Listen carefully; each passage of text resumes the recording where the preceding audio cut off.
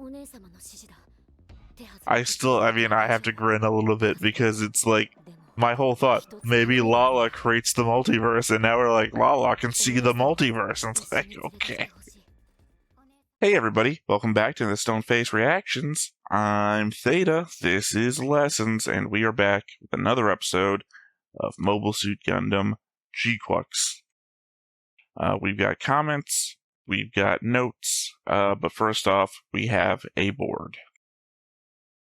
And with the board comes the board changelog, where I've added Joaquin, I added Toquan and Dimitri, and connected them to the past allies line of Chalia, Mulligan, Char, Dren, Slender, and Denim.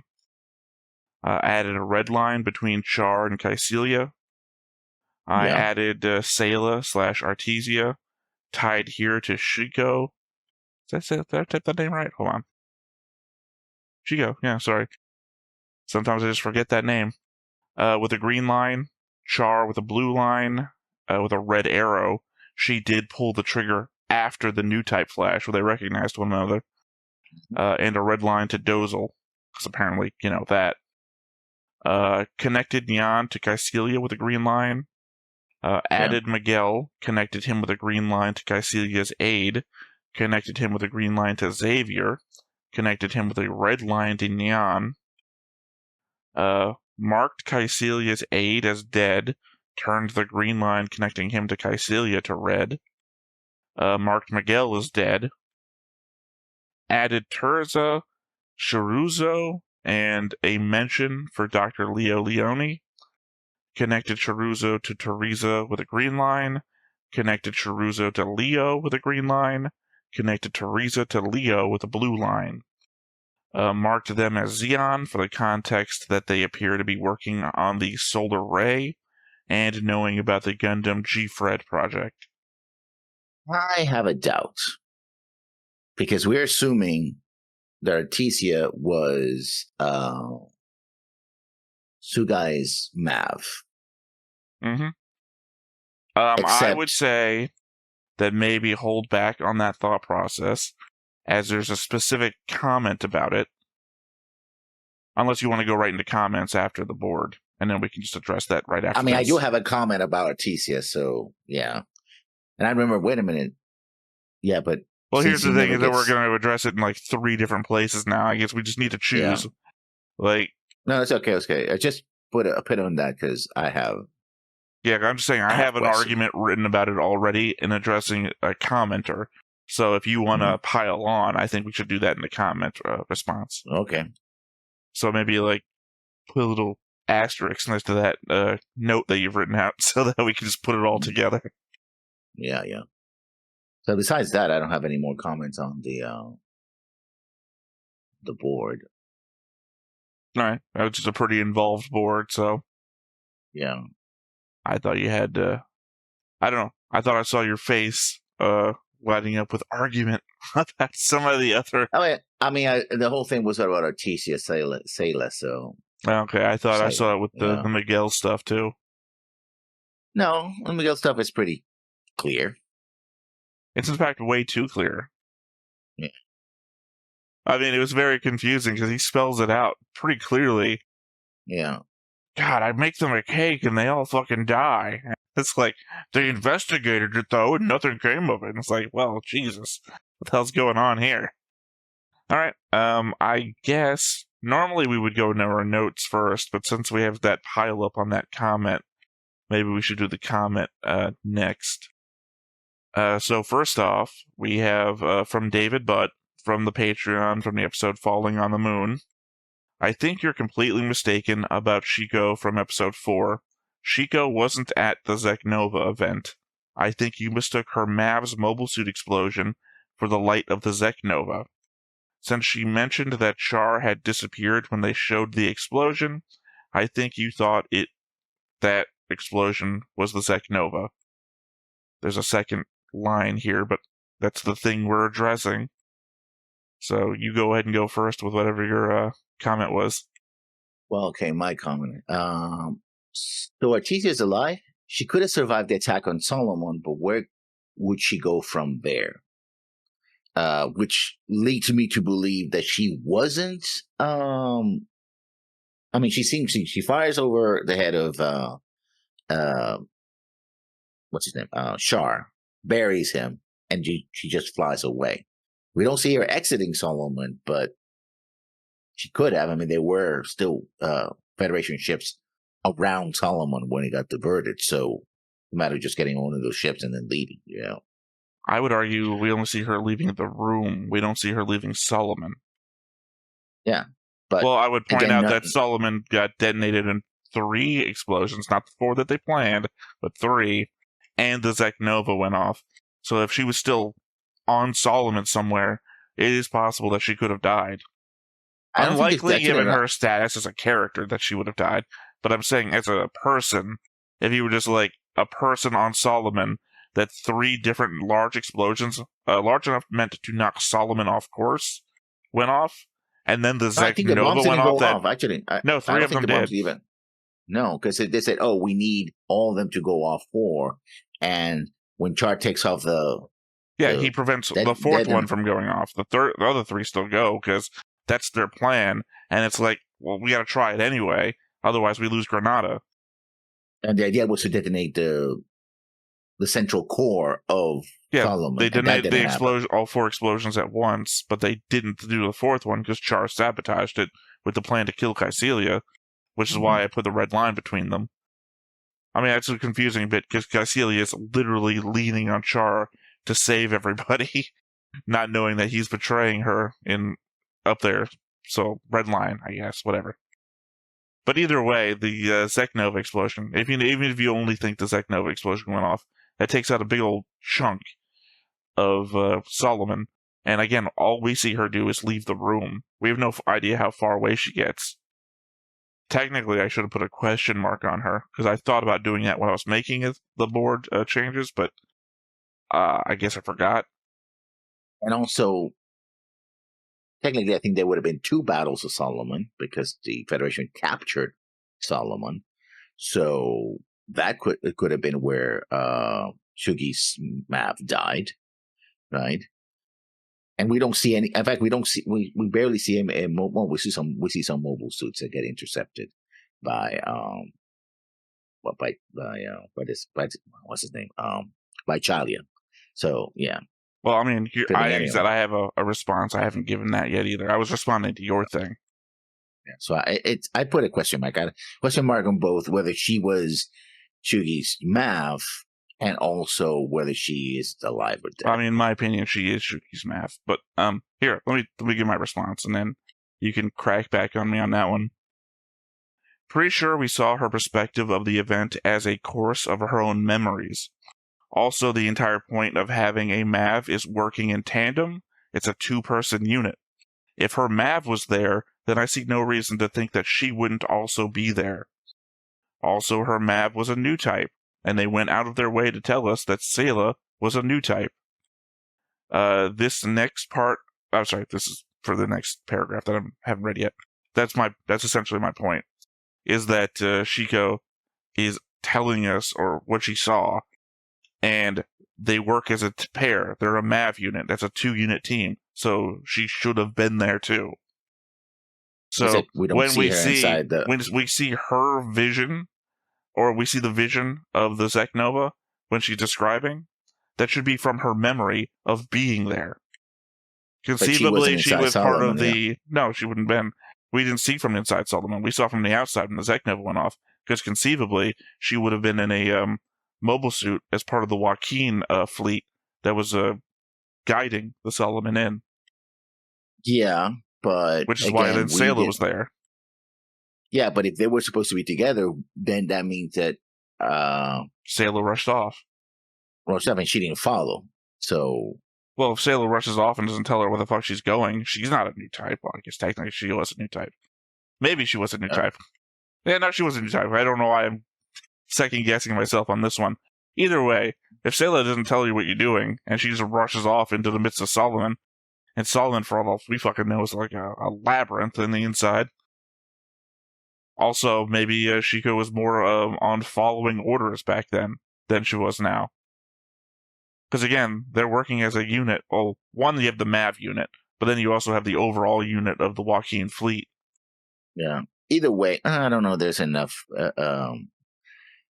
There's not enough evidence, I think, to conclusively say that she was the MAV, because she never gets named, and second, that she that died or was killed. Here's the thing: is that you're trying to prove that she was, and you're taking it as the example, not the example. You're taking it for granted that she wasn't, and that you have to prove that she is.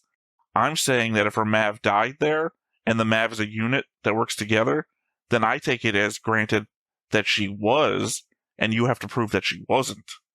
So I think that's the cross purposes of the argument here, is that essentially you're saying innocent until proven guilty, and I'm saying guilty until proven innocent. Yeah. Yeah. So there's not enough evidence. No. What you should have said is, okay, we're done with talking about this then. You don't go back into your argument. I'm saying that literally we come from two different points of view, and that there's no solving for this. You're going to believe what you're going to believe. I'm going to believe what I'm going to believe, because I think I already have pre-existing evidence that says it makes more sense for her to have been there than not be there. And you're saying, no, I don't think there's any evidence that says she was there. Well, I don't believe your side of the evidence says that. We have evidence that she was there. We don't have evidence that... No, we have evidence that she's there. We don't have evidence that she was the MAV and that she died.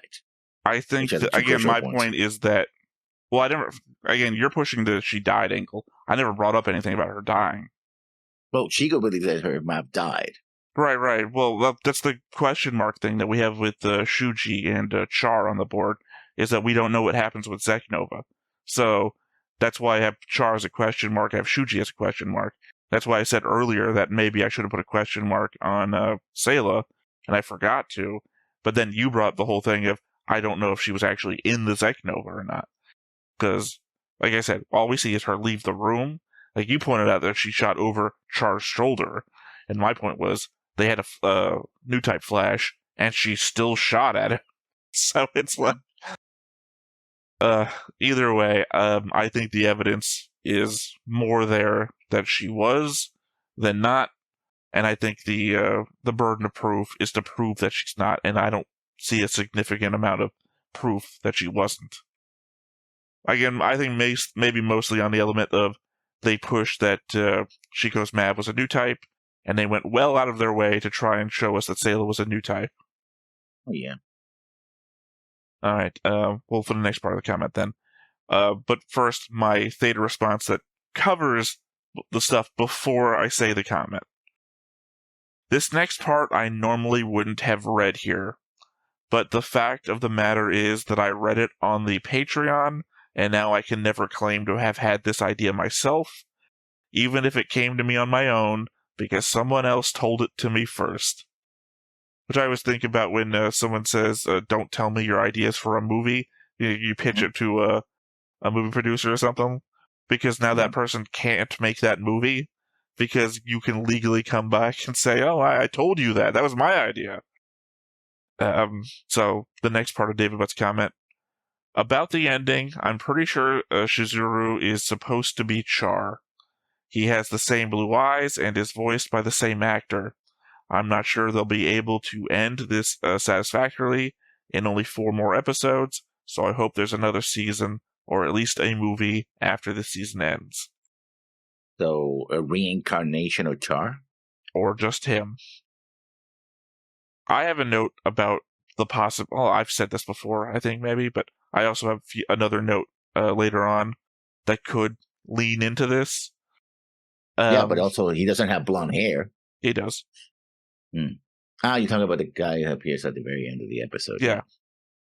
I could have sworn, by the way, I don't have a comment down for this, but I could have sworn there was somebody in the comment section that said, yeah, Lessons, you recognize them because of something or something, but I just couldn't find the comment. Maybe they deleted it at some point, but because I guess you said that the guy looked familiar, even though I think I said that looked familiar, and maybe somebody's confusing you for me. Yeah, but I don't think that was Char. He's I from mean, that's somewhere else. the comment here. My problem was mostly with the is voiced by the same actor, same voice actor. That happens a lot. And actually, it doesn't happen as often in these shows. I see a lot in older anime where you have one person voicing like 3 characters or 4 characters in the show, and then sometimes the background characters. Not so much in like these things, but it's also something I wouldn't have looked up. Like that is a meta level of, well, I've done it in mystery shows before, not shows like this.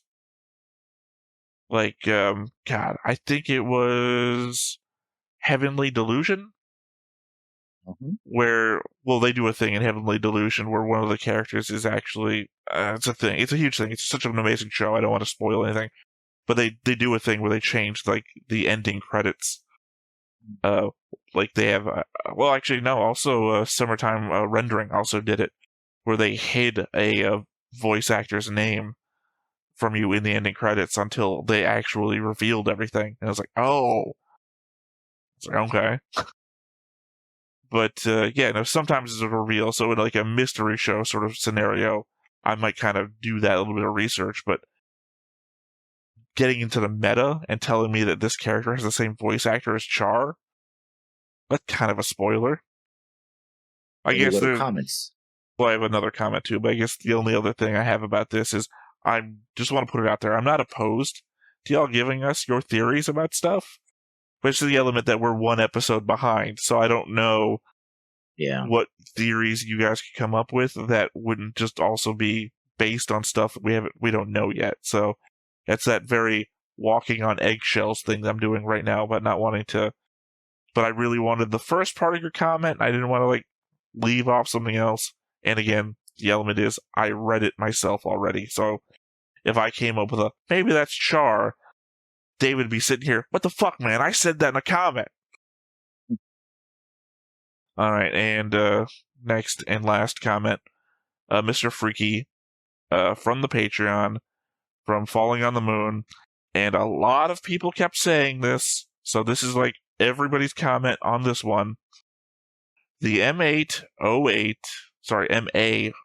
Big Zom seen in this episode was using eye fields to reflect beams, same as happened in OG. Yeah, I saw that comment on the YouTube. Yeah, dozens of comments telling us, you guys don't know what eye fields are? Here's the thing. The argument I keep throwing out across all of Gundam shows, I don't fucking care about the, shit, now the words just escaped me. Yeah, the technical manuals. If they didn't say it in the show, I'm pretty sure that no one said, oh no, he's deflecting our beam shots with eye fields. I mean, we know that there was the original deflection because they had to get up close and personal. And what's his name had? Ended up I would argue that's not what I thought at all. Because remember, before that, we had a bunch of mobile armors that didn't use like field stuff. They just like had gold armor and shit on them. Yeah, and they just deflected beams. And we never thought, oh, eye beams. We thought, oh, special material. Yeah, no, but these. When in this situation, I now remember the scene where what's his name died, because he literally crashed into it. Well, actually, it depends on which one you're talking about. Because in the movie, he gets crushed by the claws. Yeah. So in the anime, in the original show, he just in the anime, they're both anime. Yeah, I know, but in the original, he crashes into it, and that's how he dies. And it's like, oh, we got to get closer because our attacks from distance are now making. So they were literally not even hitting, right? And that's why he goes, Amuro has to go again. Beam Saber save today. Boom, hits it. Yeah, I'm just saying that it's not implied to be a field of any sort. No. Especially, I think, 1 or 2 episodes previous, we saw another mobile armor that was like special gold color that just deflected the beams too. And our thought process was just new material. And here, but by the end of 79, they're using more like a dust, like a smoke screens to deflect energy attacks. That's what the Federation is using. So that could have been also being it, right? And that's not an eye field. That's literally like space dust, I I don't know. My problem therein is that I get so many different Gundam series in my head, right? Mm-hmm. They do that in Iron-Blooded Orphans. Mm-hmm. Big old pink or purple space cloud to deflect sensors and beam weaponry. All right, so those were the comments. Into the notes. As per the rules, I have more, which means I go first. And I must have written these late at night because I can see so many misspellings. Did the Federation rename Solomon Confedo for the purposes of dropping it on Granada? They refer to Confedo as entering the planned trajectory, not in the same way as the name of the operation, but the name of a thing. I mean, it would fit the name a thing after what it looks like objectivism that both sides are doing, since Confedo is a Portuguese word for candy that originated the Japanese word Conpeito, and I guess Solomon doesn't look that far off from what Conpeito looks like. I mean, it looks like a giant starfish to me, but yeah. Well, no, I would say it looks more like those D-Day things that they dropped on the beaches. You mean Rommel's ties? I think it's what they call. Maybe you're talking about the beach obstacles, right? The ones that are tied. You know. Yeah, they kind of look like that. But if you look up Conpeito, it's like sugar candy. It's like a little rounded center with like little boom that come off of it. It's not. I mean, it's not like a 1-for-1, but you can see where they'd be coming from. It's about as 1-for-1 as a rocking horse is. Oh, okay. I see what you're talking about. Yeah. It's a Conpeito. Okay. Yeah, but when Joaquin and gang are leading it in, they can. Well, that's what I'm saying. In Japanese, it's Conpeito, but it comes from the Portuguese word confeito, which is what they're calling it. They're calling it confeito. They're not calling it Conpeito. Yeah. So they're using the original word. Yeah. I mean, I didn't catch that, so I really have no comment on it. You know. Well, because I'm also taking the board stuff, and right. So whenever they say someone's name or they say a proper noun, say I got to pay attention. It's like, oh, is that something? Is that do I put that in the mentions on the board? And it's like, oh, they're very clearly referring to Solomon. So they've renamed Solomon for the purposes of this. Is it like Operation British? No, they're referring it to as an object, not as an operation. So they've renamed Solomon as Confeito for the purposes of this. Also known as hedgehogs. You talk about the Omaha Beach obstacles. Yeah, I was just saying, when you look at Solomon, that's what it reminds me of. Anyway, to my first note then. Since we don't have anything to say. This is on episode 8, Falling on the Moon. I always said that Sion fighting was just as dangerous to them as Fetty attacks. True, with McCube in charge, they won at Luna 2, but they nearly failed at Granada. I don't know what one part of the comment has to do with the other. When McCube appears, he says, "Oh, we could have won 3 days ago had we had the Big Sams." He says, "Yeah, but we had to have had permission from Giran to get them." Meaning that even though this was going to be the final attack on Luna 2 and defeat of the federal forces, they could have defeated the forces in 3 days and have forces back at Grenada to protect it. I mean, I have a note about that too. It's just the infighting comment from before. I don't think that was a result of infighting. Like, oh yeah, no, because Giran wouldn't authorize it, and they wouldn't ask because it would. Well, see, that has nothing to do with the infighting, though, because that is the example. I think you would actually if this was about infighting, I think Giran would have wanted the Big Zoms at Luna 2, because that accomplishes the mission that he wants, which is victory. Well, I don't even know if Giran wants victory of the Federation. Giran wants constant war, just like everybody else does. But placing them there at the fight at Luna 2 ensures that they wouldn't be available for Caecilia to defend Granada with. So if it was infighting and Giran's trying to make sure Caecilia is under the thumb or killed, he would want the Big Zoms anywhere dedicated to a thing to make sure that they didn't get used or pulled back to help Caecilia. But the way set up is that Caecilia didn't ask for the Big Sams because that would mean going to Garen to get them. But no, I mean, the point that I think you're pulling from is the McQueeve quote where he's saying, you'll owe Garen a favor for this.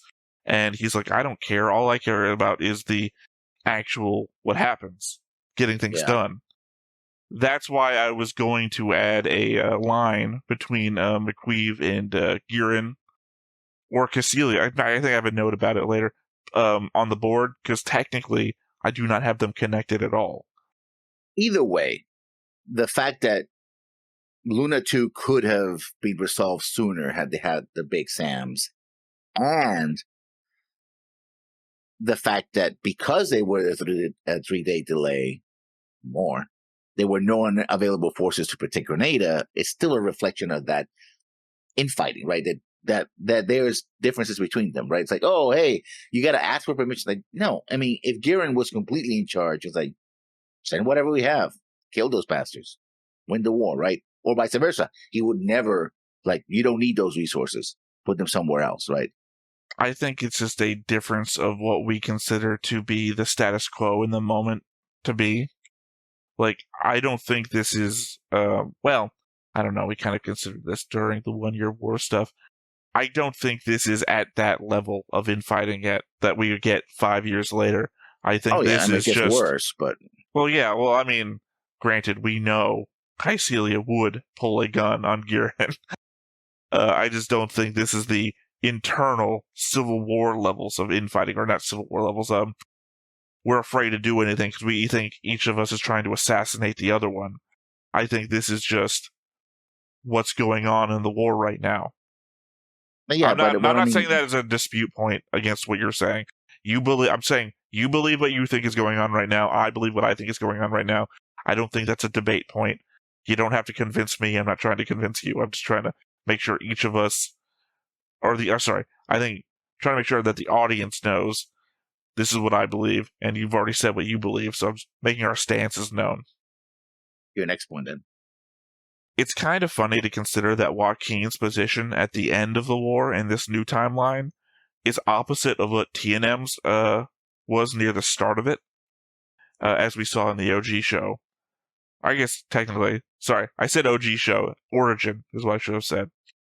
Specifically referring to when TNM's fleet had the opportunity to strike at the Zeon homeland at the cost of abandoning the defense of its allies and positions currently threatened or under attack.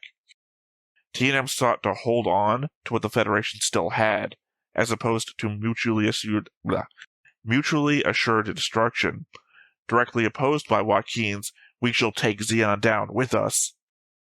I mean, I think the difference is that I think at that moment in the Battle of Loom, I think the Federation still thought that they could win.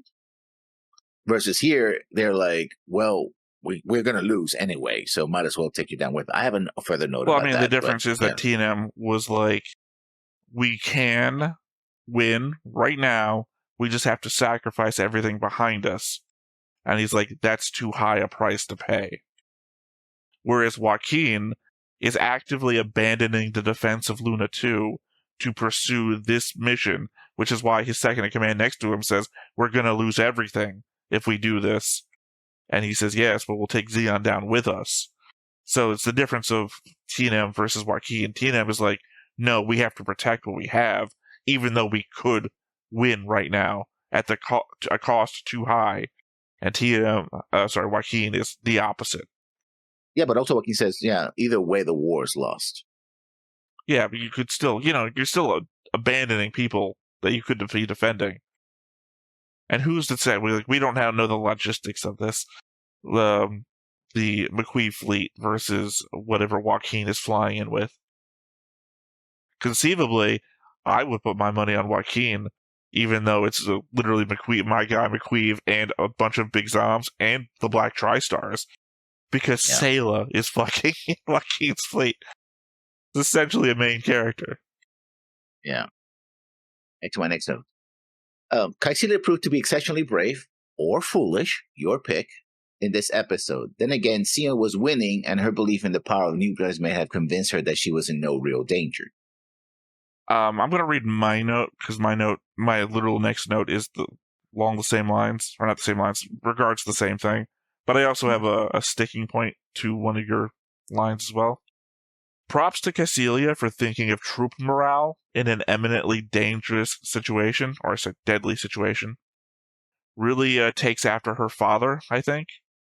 Reminded me of when the great Degwin became the front of the battlefield due to Giran's plotting, and Degwin not only maintained poise on the bridge, but ordered Garma to calm down as he was freaking out.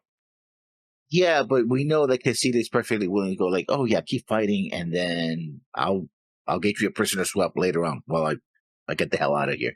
So she's perfectly willing to go like, oh, this is a helpless situation. Except this was the opposite of that, though.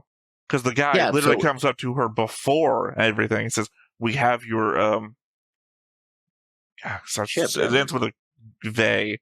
I can't remember the name of the ship type. Yeah. We have your whatever. We have your ready to go. You need to get out of here. And she's like, no. And then doesn't. Unlike before, where she gives orders for everyone to do stuff and get my ship ready or get the fuck out of here. You know, it's the literal opposite of what happens at Abaco. Hence why I said either it can be considered to be very brave or very foolish for her to do that. Someone else, sure. But this is a very, like, a stark contrast to the point that almost feels like uncharacteristic of her, as we know in 79. Like, she will definitely bug out when she has a chance. She's done it twice. It's like, let's get out of here. Okay, let's go. Twice. Yeah, I remember they were defeating the Gundam and they were like, oh, let's get out of here anyway. With my queue. When the Gundam... No. They were defeating it, and then the Gundam jumps on top of it and then starts stabbing it with the beam saber. That's when they say, let's get out of here. It's not... They weren't defeating it at that point. The Gundam was kicking their ass. They got out of there before they became another Amuro statistic. And then this is a giant asteroid about to crash on the moon. I'm like, I think I'll stay. Morale is very important to me right now, even though I could die. But hey, sure. The odds are against me. There's like 3 ships. Two things. One, the only argument I really have against that is there's the Joaquin fleet in the area, so who the hell knows? 2, I prefer this version of Cassilia. Oh, well, that's different. But to a certain degree, because this also seems like the less intelligent Cassilia. To my previous point about how she seemed all confused on side 6 about what was going on, I feel like other Cassilia would have been like knowing every goddamn thing. She would have had so many agents all over the place, it wouldn't be a chance that she wouldn't know what was going on. Versus this Cassilia who gets confused about stuff, but is also braver. Yeah. Sorry, what was the last thing you said in your note? Then again, Siam was winning at the time, and her belief in the power of nucleus may have convinced her that she was in no real danger. I don't think that's true, only because the element that she tried to investigate what her options were after she decided to stay, and then realized that Char and his 4 ships were the only thing in the area. So I don't think it was her confidence in new types, as she only discovered that after the fact. Yeah. Technically, I read a comment in response to yours, so I guess you go ahead again. Go next. This is my third note. I do have to call for the Federation for call out, I should say. I don't know why I left that word out. Call the Federation for attempting to commit a war crime by slamming Solomon into Grenada, since Grenada was not just a military facility, but a civilian city first and foremost. You could argue that in comparison to Operation British is not the same, but to me, a war crime is still a war crime. Yeah, I mean, no comment. I don't have anything else to say. I think I said it in the reaction, or at least in the post, maybe, of that episode. Let's me folks think me a hypocrite for calling one side out and not the other. It's like, no, it's still a war crime. It might be different scale. I mean, it all goes back to that origin episode where Gop is like, let's have a clean war, indicating that they also want constant war. They only let us know that it was December during the flashbacks element of the episode, but we know previously that McQueeve had been launching with the attack force to take Luna 2, and now we know it's taking longer than anticipated to crack its defenses. At the same time, this Federation drop is being performed instead of attempting to hold Luna 2. I know, something you basically already said. Again, 23 notes. I don't know which one of these are ones you're going to say. And my next note. Remember that Char is still a bastard. How? Because he's willing to let a war crime happen just to get at Kycilia. Like, oh, all these people are going to die, but I get to kill Kycilia. I guess it depends on what your measure is. Not on what a war crime is. Obviously, a war crime is a war crime. On what you're willing to do. When you put a bomb in a room to kill Hitler, and you know Hitler's in a meeting, how many other Nazis? I guess they're all Nazis. Yeah, Technically, everybody living on Grenada is a Zeon, right? Are we conflating the two things? No, because Grenada was a neutral colony that was going to take over by Zeon. This is like remember? 8 months into the war. You don't think they got rid of Federation people in Grenada? Probably not, but still they're going to have civilians anyway. It's like bombing Berlin with a nuke to get at Hitler. Yeah, like, I mean, that's what I'm saying. Some people might say that's worth it. I would say no. I mean, I would also say that, how long were we bombing Berlin with normal stuff? Is the consequence not going to be the same regardless? Some would say, why did you say Berlin? We have a real world example of nuking somebody to stop the war in World War II. Yeah, no, but the idea I said Berlin is because to get at one person, it's like nuking Tokyo, not because Tokyo has strategic, the factories in Tokyo, although the firebombing of Tokyo was also a war crime. It was horrible. Yeah, as we've discussed before, but probably edited out. Yeah, to get to the Emperor. It's like, oh, the Emperor is the head. Oh, we're going to just burn the entire city. Not that would have worked anyway. Yeah. Considering that the Emperor was willing to surrender well before the military was. Yeah, I don't know. Again, I'm just saying that it depends on your measure. I'm not making an argument one way or the other.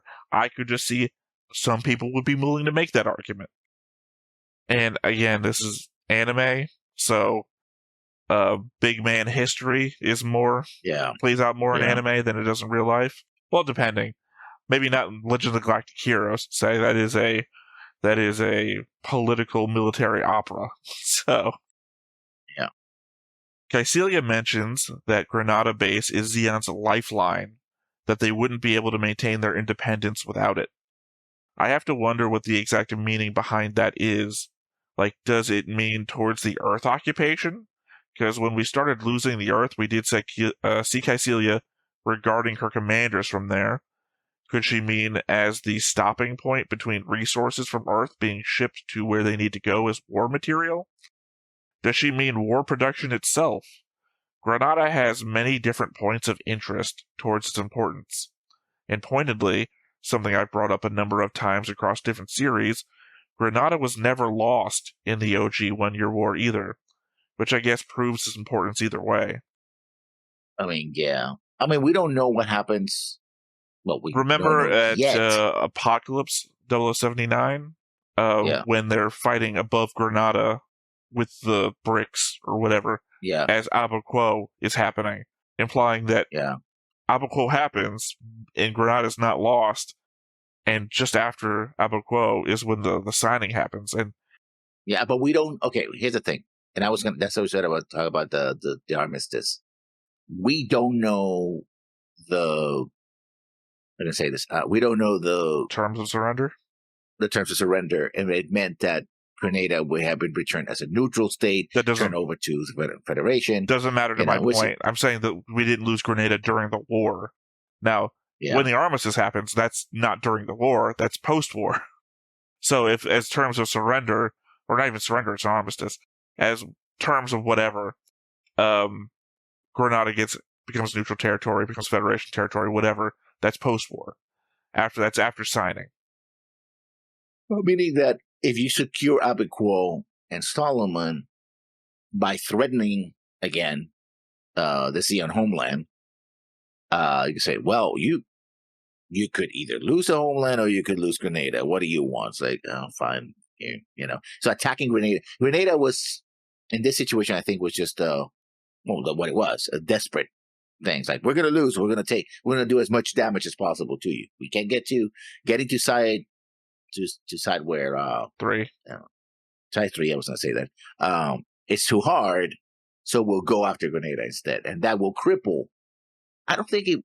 I think Cassidy is saying Again, that also because. I think it's the middle point between resources coming from Earth. It's obviously the site of Zionic and Anaheim. You know, Yeah. well, they're a long distance away, but I think if you drop Solomon on Grenada, you're going to hit Zionic and Anaheim. As I said, it's very important for a large number of reasons. Why would you just throw Solomon at Abaquo? As I say, it just doesn't make a lot of sense to me, unless in this timeline the Federation just lost so much of its fleet and everything that even if they threw Solomon at Abaquo, they just couldn't do anything with it. Yeah, probably, yeah. Well, it's like any military novel where somebody sneaks a nuke into an important place, but they have no follow-up. Remember the callback, the first callback, well, second one, because this is it was the first episode. This is our second flashback. Episode 2 was our first flashback. Episode 2, Chilabul and Char attack the Federation at Solomon, and the implication was that they did so much damage to the Federation they couldn't move onwards to attack Abaquo. So the attack on Abaquo never happened. I know Abaquo never happened. We've brought that up before. Yeah, so I'm saying why didn't they Solomon, throw? Go ahead. I mean, yeah, you probably destroyed both of them, but at the same time, I would have to assume hitting Abaquo with Solomon would deal so much damage that it would just become ineffective.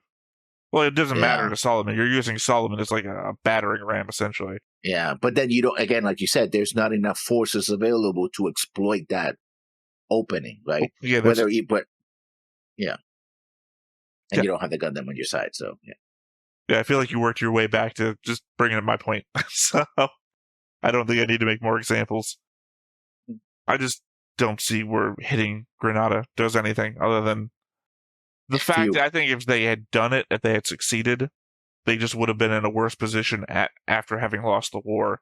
All the negative sentiment that Zeon already has for what it did with Operation British, and he's surviving Zeon people, like we saw in the Seed, you killed at X, blah, blah, blah, blah, would just be carried over for the next 5 years.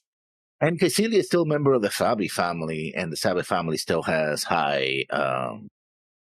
This goes to your point of how people were resentful, right? And at least in the side 3, the Sabi family would have been, hey, you killed yet another member of the Sabi family, you Federation bastards, right? And I'm sure Giran would not exalt the death of his sister at all. He was like, oh, it happens. Unless, instead of making a massive, state funeral for his sister with a giant picture of her, he's saying, oh, look at this Federation bastards. They're killing my family. Yeah. There's no indication that Giran really cared about Garma at all, but, made a big speech for it. Yeah, he's willing to exploit it, though. Or was. Another sad moment in the life of Dozel. Which is to say, he also didn't get a speech or a state funeral. I mean, both of them could have been exploited as well that way. Not in this timeline. Garma's still alive, as far as we know. Yeah. He retired. Somewhere on Earth, apparently. Presumably with Islena. Hopefully. Much to the hate of her father. Yeah. And Giran, too, probably. Who the fuck knows? Yeah. Just that probably Gary doesn't care because he's a small fry. Like, more so, I guess, that we don't know what happened to Degwin. What did Degwin think about it? He probably wouldn't have. I think he would have been happy. He's like, my son is happy, so I'm happy. I think he would have been happy before, the asshole turned on him. Yeah. Yeah. Go ahead, next point then. No, that was my point. We were talking about my point about Grenada. I'm going to skip this one because we already talked about Tisha. And this one seems to be, I think it's going to be pretty obvious, but I'm going to still coach it as a series as 2 questions because, we need to see this episode and new episodes, right? So I don't want to make a definite statement. If Shar did not activate the Seknova, then who did? Lala? Jesus. Let me just scroll down through my own notes. All right, you're propositioning it one at a time. Well, I know that he didn't activate it. You said you had 2 questions. You said you had 2 questions. Was that both of them? Or? Those are the two questions, yeah. Okay, well, let me read my comment regarding this very same thing.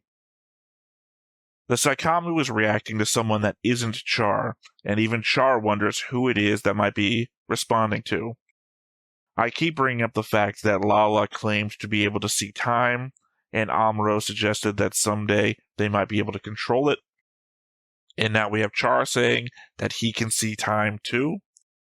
This Sec Nova business could just be Lala pulling people from the moments of their deaths to some other point in time that she needs them to be.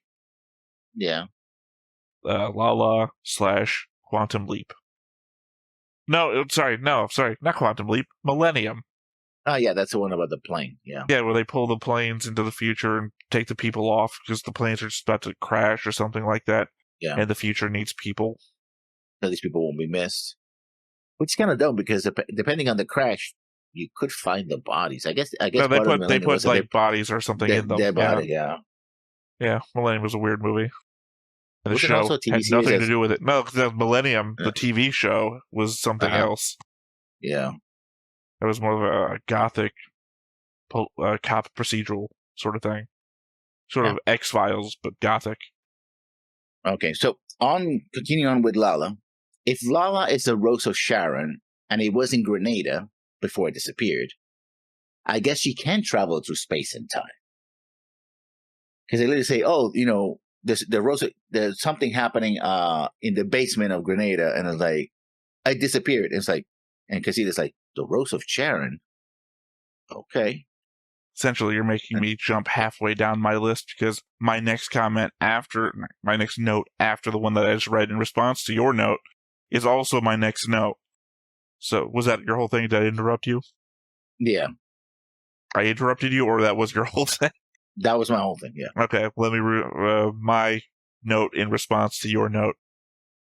Our object vanished from the underground lab. The Rose of Sharon? Is the Rose of Sharon doing this too? Look, I've been giving all sorts of it's Lala theories from the start.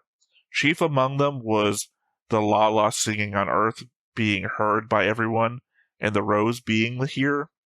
The fact that they say object here and not she, or even they, makes me wonder if it's possible that the Rose isn't actually Lala, but another of the Gundams. Like, Lala could still be the pilot, but the way they refer to it makes me think of a thing and not a person.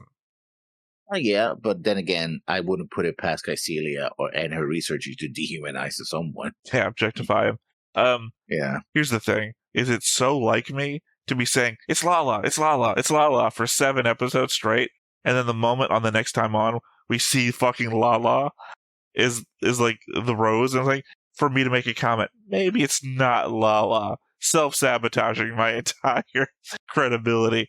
But again, the fact that they say object, and then we got introduced to the G-Fred this episode also, and it's one of 3, and we've only seen 2. The idea that maybe, even though I keep pushing the idea that we new types can control time and see time and all that shit, maybe it was an object that's doing it. Maybe Lala has a Gundam that's capable of moving shit through time. Just throwing that out there because I always feel like mobile armor or something else that has a cycle. I think it's going to be the third GQuuuuuX model thing that we haven't seen yet.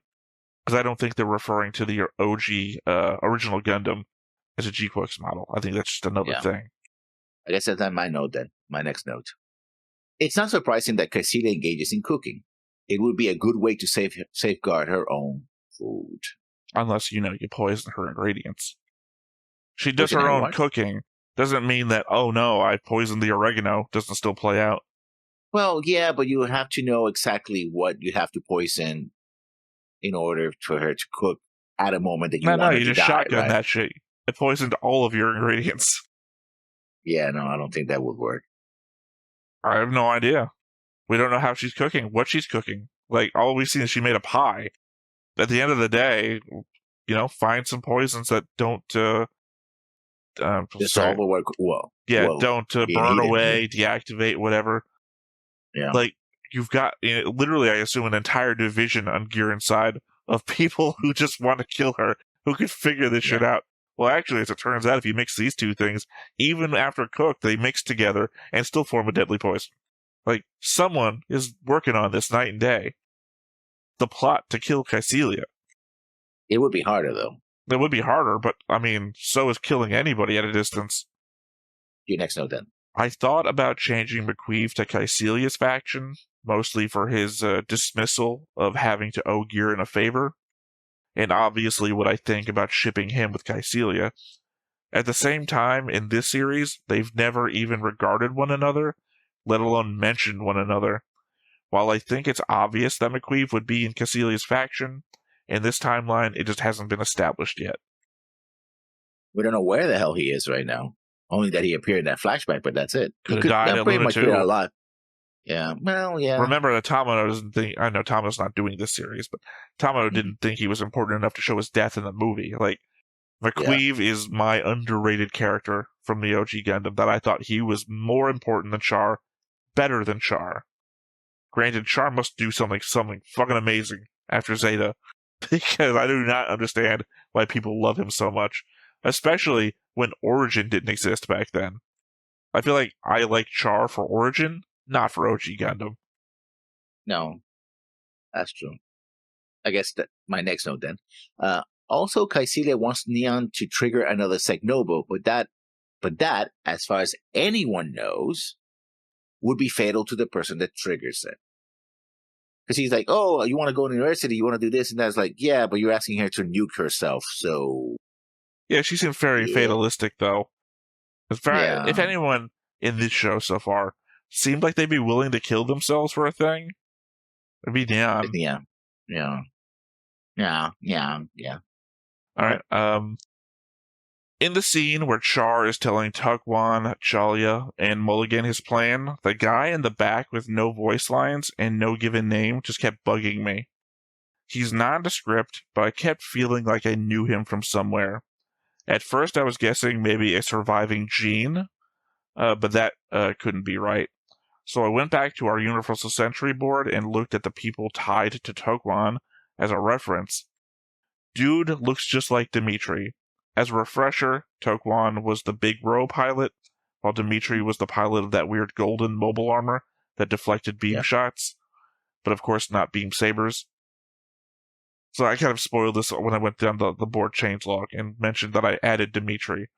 But if you go back to OG Gundam and look at Dimitri, and then look at this guy, they is fucking the same guy. Might not be as important for you, but for me, Dimitri isn't even listed on the behind the voice actors, because that dude doesn't talk. So for me, this is just like when that's Uragang, or, that's Mulligan, before they had voice lines and everything. It's like, I recognize them.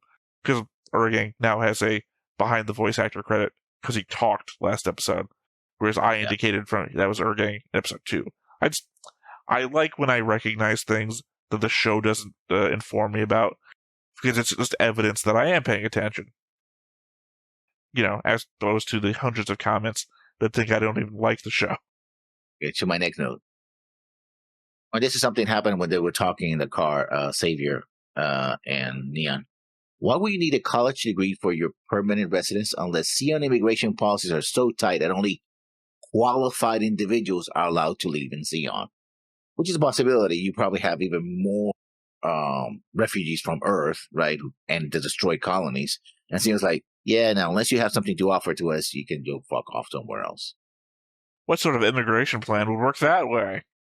Yeah. From a neo-fascist dictatorship. Yeah.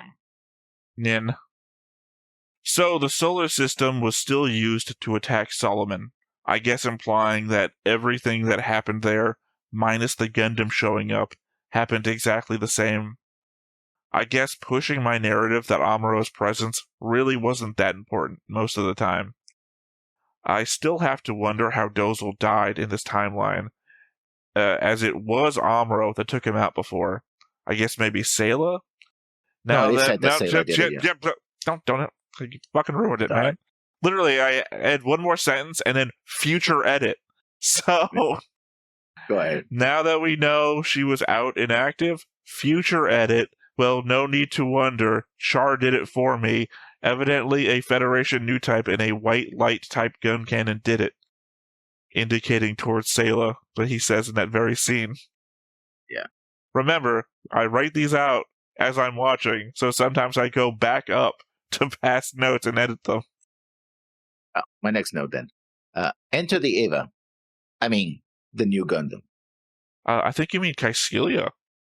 No, I meant the new Gundam. No, I think G-Fred. they look at it and they say, that looks a lot like Caecilia. Yeah, okay. They do say that. They both are purple, yeah. And she loves her purple. Hold on here. This mobile suit looks just like Lady Caecilia. 1, in what world?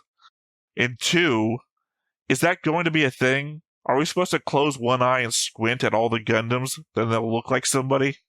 I mean, we have the red Gundam, which is the colors that Char used, so that doesn't look like Char, but he You say that until one episode later. That Gundam kind of looks like Char. Fuck off. Oh, you said that, so I'm gonna add my other note. The discussion between Nian, Miguel, and Xavier shows the stark difference between Nian and Machu. Nian wanted a place where she could belong to, while Machu wanted to escape her life. I think we remarked on this before, but this is very cool. She's like, I'm envious you have friends. Like, and she's always, that's what she wanted, a place to belong, to have friends, because she's an orphan. And Machu, who had a family, or still has a family, is like, no, I want to get the hell out of here. At that news report, who the hell knows? They might be arrested. But I mean, it's legitimately just Prince and the Pauper. Yeah. Nyan is a character who, as I said before, we see from her apartment, wants to become a resident, wants to be somebody. And Machu, who comes from, apparently, a wealthy family, wants to escape. Prince of the Pauper. And also, will switch places. And also the thing she said when Machu goes to visit what's his name, in the airlock, and she overhears what Nyan is saying. Nyan is saying, "Oh, I always mess things up, and I end up being alone." I said fatalistic. Yeah. Let's see. I wonder what happened to Dren. He seemed to have been doing a great job commanding the Sodan, but now it seems like Rasat is in charge, or Rasset, I don't know how you pronounce her name. I hope my boy got promoted and is still around, rather than getting killed again. Need to be alive, so. Well, no he was alive in the flashback. We have no idea what happened to him now, except he was in charge of the Sodan in the flashback. Rasset is in charge of the Sodan now. So, he got replaced, hopefully not killed, but at the same time, hopefully promoted for a successful Solomon operation. Like, what are they going to get him on? Char? Like, you let Char die, but I saved everybody else? My next one is a question you probably have the answer to. What is a Diablo? You have a note. So, word of the day, Diablo. Someone operating the G-Fred would become a Diablo, which Miguel thinks death is better than. If I had to take in context clues, my best guess is that he's using Diablo to mean new type. That new types are the devil to him, and equivalent to Shiki's denial from a Xeon side. Mostly leaning into that from my previous note about the school. Sorry, this doesn't make sense because I have another note coming up about the school. And him saying he graduated, but is still a normal person. So the school wasn't exclusively for new types, just for pilots. I think it is for new types. I don't know what the hell's going on with Miguel, and obviously we're never going to learn unless Xavier has more flashbacks, and which might actually happen because, Xavier went to the cemetery earlier. Although they didn't show us the faces of the two other people, so maybe not. I don't know. It's up in the air. And I don't know how much time we have left for Xavier to be getting stuff. The idea that this might be one season, 4 more episodes, or it could be leading into another core, or probably not another core. I don't think there's enough time in the year. Another season then. I mean, we're now going to summer, so there's enough. They would have had to have planned it and then kept making it, and I think it's more likely they're going to hit next year, which means it makes it another season. my second to last note. First, we have the Evas. I mean, new and very powerful Psychomu powered Gundams, and now we have a project named after a Cthulhian outer god of darkness bent on wiping out humanity. Lovely. Yeah, The Yomangtho. Yeah, I talked about it Yomangtho, last episode because it was on the table in front of Bergamino or Pergamino, depending on how you want to say it. Yeah. Yeah, because I went down the entire Cthulhu wiki article about who that old god would be. Also indicating that the picture on the front of the classified file also looked like a depiction of how it was described. Neon is a Side 2 refugee. I probably mentioned this during the reaction, but that puts her in the same camp as Shiro Amada. And somebody who managed to escape the gassing and dropping of the entire colony. Well, remember, Side 2 is not Banchai. Yeah, okay, yeah. Island Ifish was the capital Banchai. Again, don't even know if I'm saying that word right. That's all I can do to say, not say Bankai, in fact. Bankai! But, yeah, well, it's either going to be Banshi or Banchai to my pronunciation, but neither of those could be right either. But, yeah, Island Ifish was the capital, but presumably there was a number of other, so let's say cylinders in the area. So who the hell knows? I'll cue that up for later. Go back to notes. And my last note. Could all this be a plan by Lala to do what exactly? Bring people to the future where they're needed by her for a thing. Maybe she'll send them to alternative universes to create the AU. How much would you hate it if I turned out to be right? My joke from back in OG Gundam is what... Yeah, that's a problem. I already said this and you noticed this. I'm more of a leaning on the real robot politics war kind of thing on Gundam and the space magic stuff, which is there. You can't deny it. It's part of the city. It's a part of I can do without it. Legitimately, we went into all this, and I told you up front, I could go for a Gundam series without any Gundams in it. I would like to still have the Gundam. No. I'm saying you're saying I'm all about the real robot politics and everything like that. I said this from the very beginning. I would still have a show with just the politics. I would watch Gundam C-SPAN. That sounds fucking interesting to me. I'm not saying that I'm all about the magic. I think you think I'm like the magic a lot because I just leaned into it during an argument where you were like, magic doesn't explain this. Magic is weird and other. And I'm like, no, we in a world where it's not even magic. I'm just using the word magic now for new type shit. Where that is just a thing. It's becoming more and more common, especially now. Apparently 5 years later, they have schools for it. Not just the Flanagan Institute, but an actual school. So, it just feels like you got to accept it. Yeah. Like when when I read Incarnations of Immortality, where science and magic both get taught at school. Like there's a magic particle now. And it's like, okay, did I find a quarter on the ground because I got lucky, or was my magic particle for luck in the area? You got to take it in. You got to take everything in. That's why I say the insane shit as well as my real notes. Because if I don't put it out there and it happens, then I'm like, damn it, I thought that. Why didn't I say it? Well, those were my notes. I tried zooming in on the file in Xavier's back seat. I made the image brighter, ran it through an AI to try and see if I could read the text. Nothing. Couldn't make out anything past the Xeon AAF and the words Research Laboratory. And as is always the case, the very next scene literally shows the Granada Navy Yard Research Laboratory, Xeon AFF.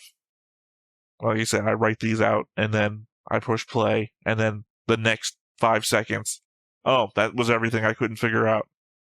Well, the thing is, he says, no, I was at the graveyard or something like that, so I anticipated it to be someone's name, and it's like, ooh, can I make out that name? There was no name.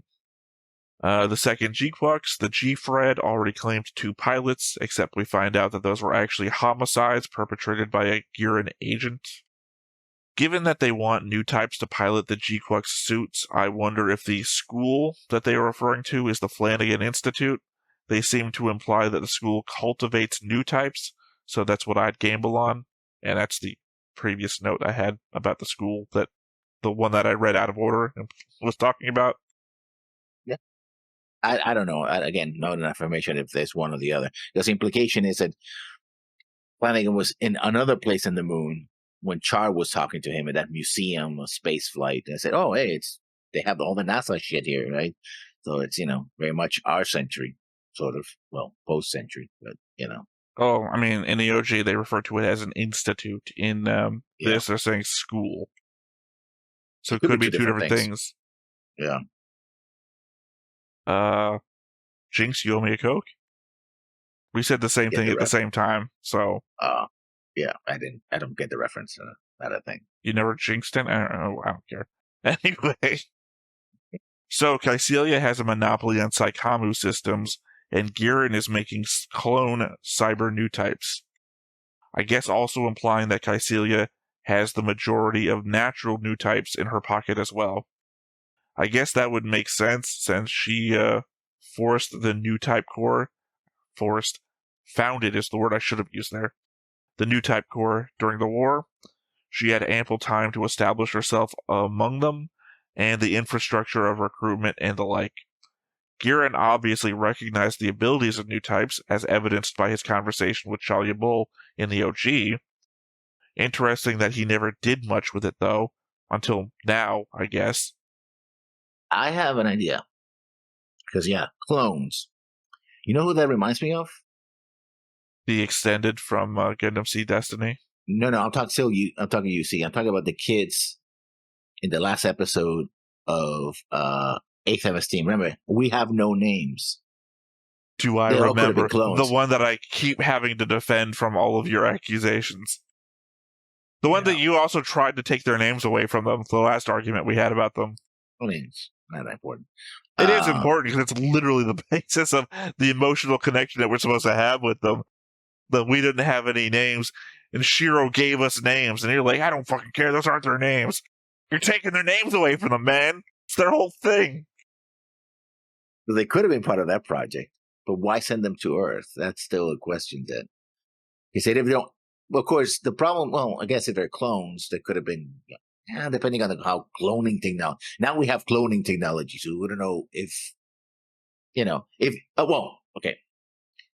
If clone could mean two things, it could mean literally a copy of someone else, or cloning the new type ability through cybernetics. I mean, also, they could just be cloning their best pilots and then making them new types. Yeah. Because clone cyber new types, right? We know cyber new types is making artificial new types. So it's the clone element there, and you're saying they might be cloning the new type ability. I don't know if that's a thing. Through cybernetics. Yeah, well, that would be the cyber new type part of that. Yeah. I don't know what the clone part of that is. Like, maybe we're cloning our best pilots because we are, missing a lot. But then I guess they must have artificial aging involved too, because otherwise you'd have 5-year-old pilots. To be fair, though, we saw that Federation cyber new type girl pretty young. Also, how is that tied to the Federation cybernetics? I don't know that it's tied to it. It could be two different projects. Well, true, but remember that the Federation wanted to kill Kycelia as well.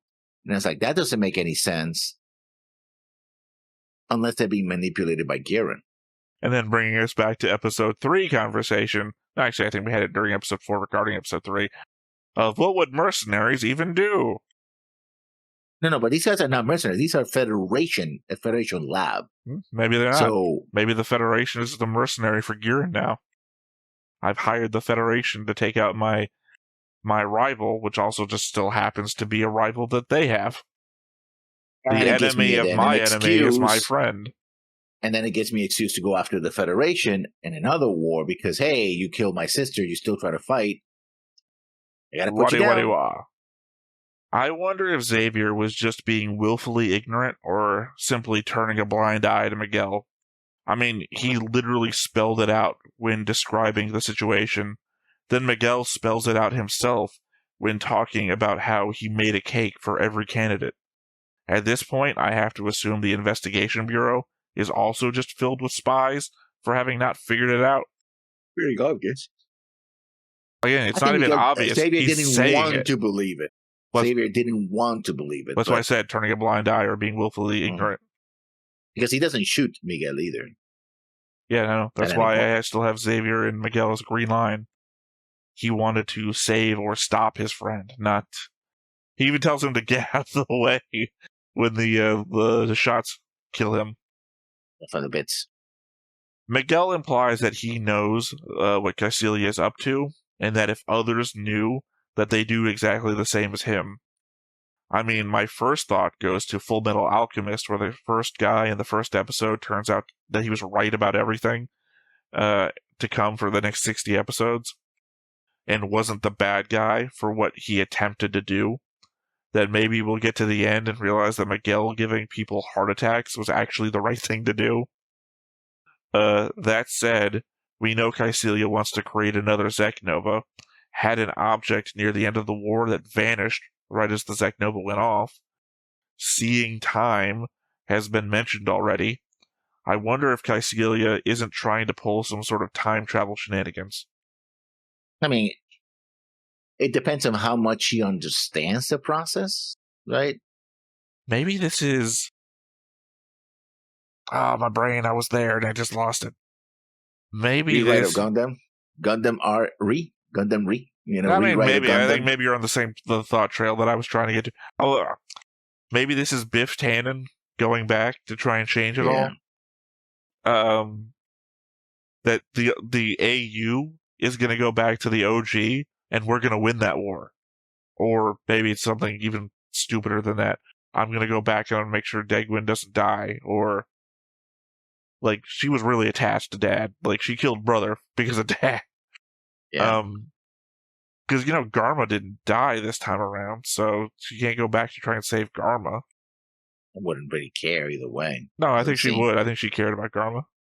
I know the implication was there that she didn't, because that's a thing that I brought up a lot during Origin, where Degwin comes out and talks to Giran and Caecilia in front of his limo, and is like, where's Garma at? But he didn't want to get into a car without somebody that he thought they cared about. So I think the implication therein is that Degwin thinks Caecilia wouldn't bomb him in a limo if Garma is in the car with him. Little bro. Yeah, but kill little bro. But Garma's not dead in this timeline, so it's definitely not going back to save Garma. I don't know what event in this timeline Caecilia would go back to change. Save McQueeve? Maybe McQueeve is dead. Gonna go back and save McQueeve. Maybe it's a romance story. I would love it. I'd be down. Let's see. Word of the Day, Diablo, we did that one. Mobile Suit looks like Caecilia, we did that one. I slowed down Miguel getting shot to 0.25 times speed. Because when I first watched it, it legit just looks like he vanished rather than gets killed. Over the course of a couple of frames, he does get hit, glow, and then vaporize. But so fast that he really does seem to vanish in that moment. Yeah, that's what I imagined that had happened. Well, like I said, it looks like the thing fires, and then Miguel's just like, gone. And then everything melts around him. But if you really do slow it down, you see him get hit, glow for like a frame, and then, like Thanos snap, he's like dissolves into a cinder. Yeah. So I do appreciate that they took the effort to like 3 frames. Yeah, 3 frames of animation. For otherwise, it just looks like he vanishes. I wrote down everything that was on the front of the folder that is in regards to Nian. So it says confidential, new type, phenomenon, manifestation, characteristics of Nian. Working paper, do not circulate. Access limited to researchers with proper, probably said researchers, with proper clearances only. Executive summary. Nian's new type phenomenon involved qualities which did not fit conventional framework and previous precedents. This paper attempts to isolate factors that may be involved in how, it says his. So I don't know if that's a typo or maybe Nana's a guy. His new type abilities manifested, such as, but not limited to, family lineage, environmental factors, childhood, education, career training, wartime experiences, international relationships, encounters with other new type manifesting individuals, personality traits, and beyond. Abstract purpose, methodology, findings, originality, keywords, paper type will follow the cover sheet. This paper is part of an ongoing research project. Results and purpose may change without notice. Investigation and research for this paper involved confidential information and covert sources, which must be protected. Unpermitted disclosure of the contents of this paper, or even acknowledgement of the existence of this paper, may violate military academic code of conduct, regulations, Xeon criminal law, and or articles of Xeon military laws and regulations, and result with severe penalties on the parties involved. Be advised. I mean, yeah, I saw it too, and I was like, oh, at least they didn't copy-paste Photoshop instructions or we're well beyond that. Like I said, yeah. when I talk about 86 and all the paperwork in 86, you can zoom in on and read. And it's like, oh, this is a suicide mission. I can read that on the paperwork.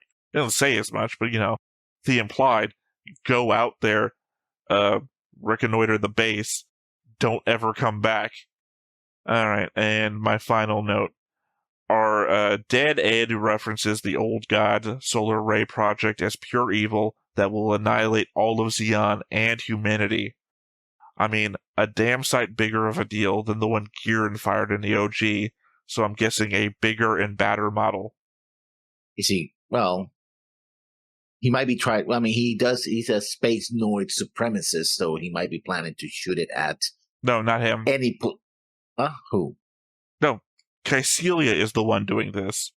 It's Kieran's solar ray that evidently he wouldn't have fired in this one, but that's the plan. That her old god named solar ray. Sorry, we don't get the aid's name ever. Technically, here's the problem I have. Technically, behind the voice actors, lists names for all of these people. But obviously, I'm not going to put a name down if we haven't heard it on screen. That'd be a bit of a cheat. So the aid has a name. We don't know what it is. But the idea is that the aid is referring to it. It's pure evil. It's going to be the death of Xeon and humanity. So that's what I'm saying. Maybe it's just going to be bigger and badder than the one that Kieran fired in the OG. I guess most specifically, Kieran made his in a day or a week, something like that, real fast. Yeah, yeah. He converted a destroyed Banshee into well, not a destroyed one. Technically, he destroyed it by firing it. But he evacuated the people, and then the element he can only fire it once, effectively destroying it. Well, technically, in the movie, it seems like it's implied that it could just keep going, but in the show, it can only fire once, and it was done. But the fact that Caecilia has all this time to build one might just be bigger and better. And also, she says it's better that I control it. For that very same reason, it's better that I control it than Kieran does, basically. I mean, obviously, nobody agrees. Well, somebody must agree. She has a whole faction around her, but obviously, Kieran wouldn't agree. And then there's this, Chalia faction. I don't know if you've seen what a faction could just be Chalia. I've created a Chalia faction now. Could be like the Zola faction from Seed. Barely exists, but obviously people disagree. Mm-hmm. Are those all your notes? That's what I said. Okay. I guess with nothing left, then let's go ahead and hop on in and see what we get from this episode. But before we get started, make sure that you hit the like button, hit that subscribe button, comment down below to feed that algorithm. On top of all that, if you want to watch more shows like this, unfiltered, uncensored, and uncut, as well as some early access stuff, you can check it out over on the Patreon. It's just $5 a month, but hey, no pressure. There's zero pressure in order to do that. It's just a little bit of extra support, and it would be greatly appreciated. The only thing... I still like this one. Yeah, well, here's the thing. I know we watch one episode a week, so for you, this is a new thought that you're having. But if you were watching this back-to-back, watching this back-to-back every time we start an episode, I actually do really like this song. I was gonna say the only thing I pulled out from the opening of any note, like obviously not even of any note because I didn't make a note about it, was just the element that we see the three characters on Earth, like in a, I don't know, 2-second frame, and Shuji is with them. Yeah. And Shuji has the robot on his head. But I mean, I would also indicate that The red comet. Well, I mean, I would also indicate that that should happen in the next 4 episodes, or next 3 episodes after this one, if not this one. Considering that I don't think you'd include something in the opening. That one right there, that shot. I don't think you'd include something in the opening for a future season. That'd be hell of a juke, a narrative juke. Not impossible, though. Not impossible, but I mean, I don't know you'd want to do that because you'd have no guarantee. What if this is unsuccessful? Then that thing in the opening doesn't make any goddamn sense.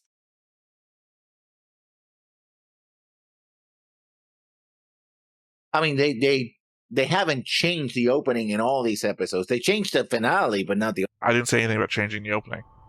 No, but you know when they change things. Well, there's a lot of. Yeah, remember Machu ran away with the gquuuuuuux? Also, she's gonna get captured because that was the whole point of the next time on.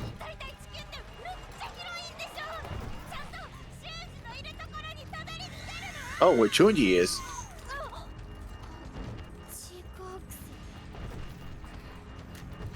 I'm still confused if the gquuuuuuux is doing that, or she's doing that and doesn't recognize that she's doing it. Because we've already covered the fact that a new type with a Saikamu can activate the Gundam at range.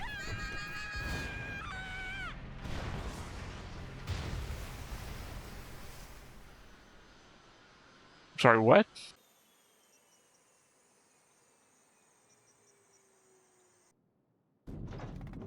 Well, if a new type can activate it at range, then in Lala's on the planet, Lala can pull whatever she wants to her, right? Talking of which, her and her nightgown, I guess.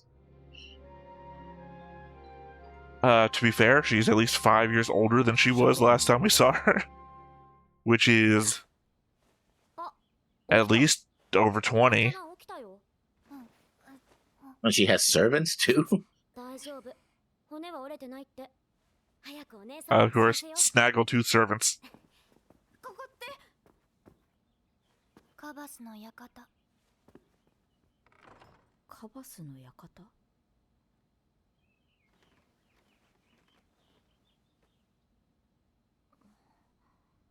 I guess she did very well for herself in the 5 years. Probably married well, somebody. Remember, she was supposed to be sending money back to her family this whole time. Oh, she was before she met Char and everything. In Origin, for those of you who are arguing in the comments already.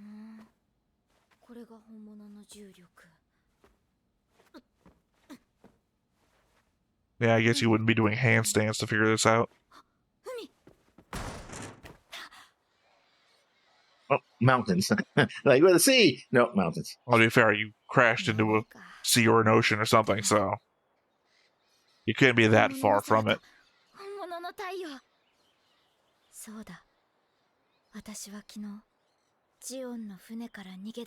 I think you were let go, basically. アマテ譲り派それともマッチュがいいレンジロックの会場をあと手錠も外してこちらはお返ししますマッチュこのおしゃべりロボット本当は特別に許可するってマッチュスマホ割れちゃったねでも電源は入るみたいよ通話は無理ラグで船の位置がバレちゃうからメッセは構いません当然検閲するけど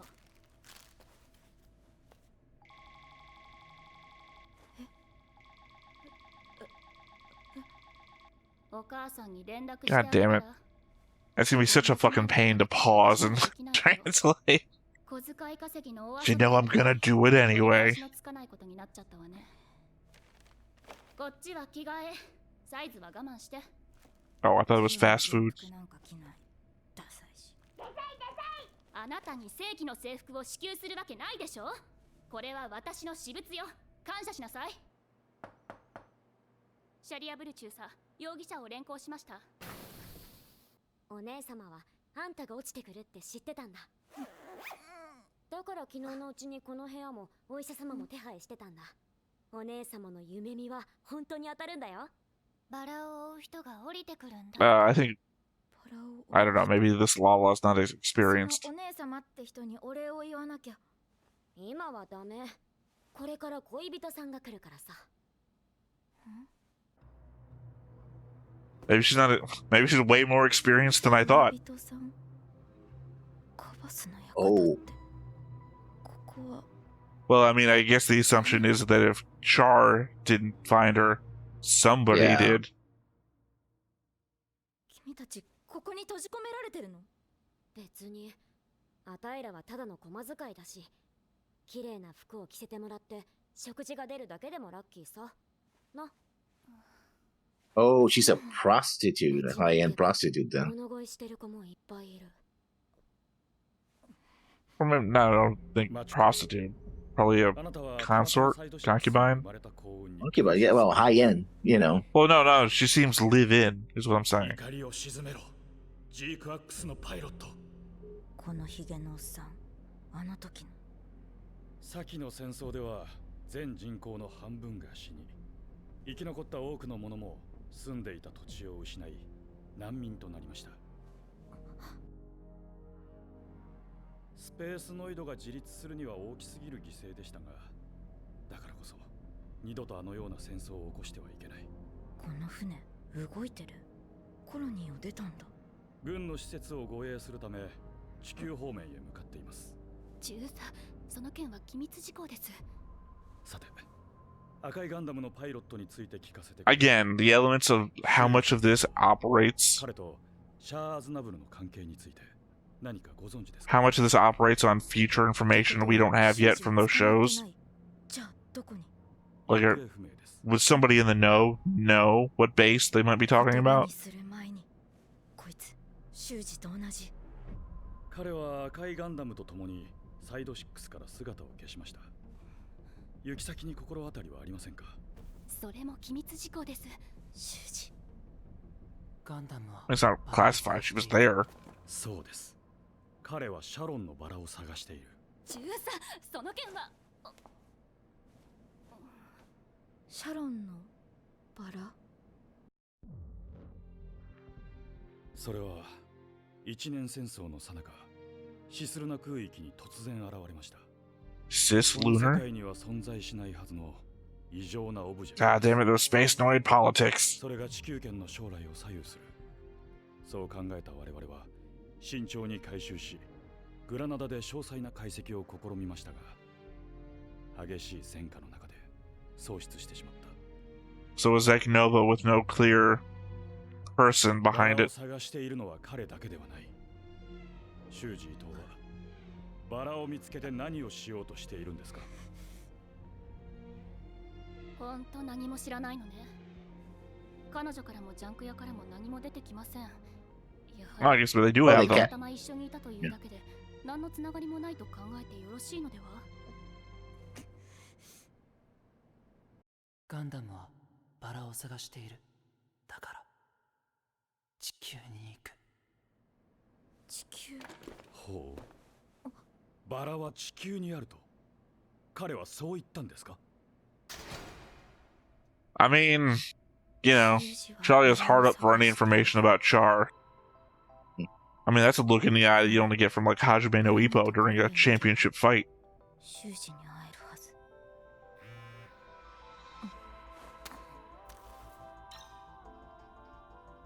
バラ。バラが咲く、バラが咲く。誰？ I legit would not be surprised if this was Chalia. Yeah. Let her go and then follow her. 行くのか？行く。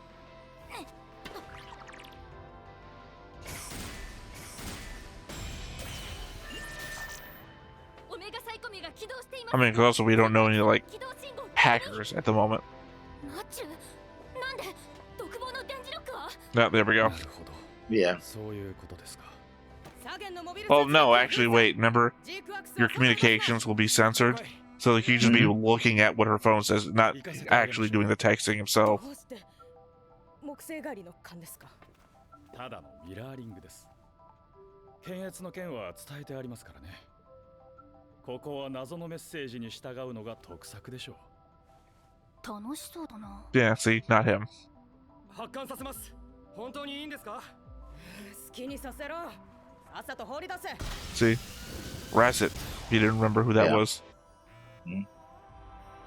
さて、このメッセ What ー is ジ the は beginning? 誰のものなのか。 Reminds me of when Amuro was giving messages to the other people trying to escape Abacore, remember? Well, yeah, Go but he here, did that with do his this. new type power though, not on the Yeah. phone. Yeah. Would have been less special if Amuro was just texting everybody.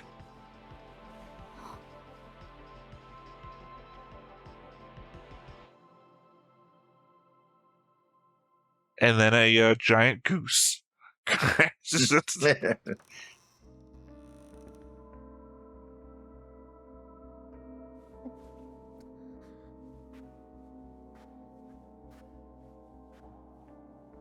I don't think we're supposed to know anybody named Kaba.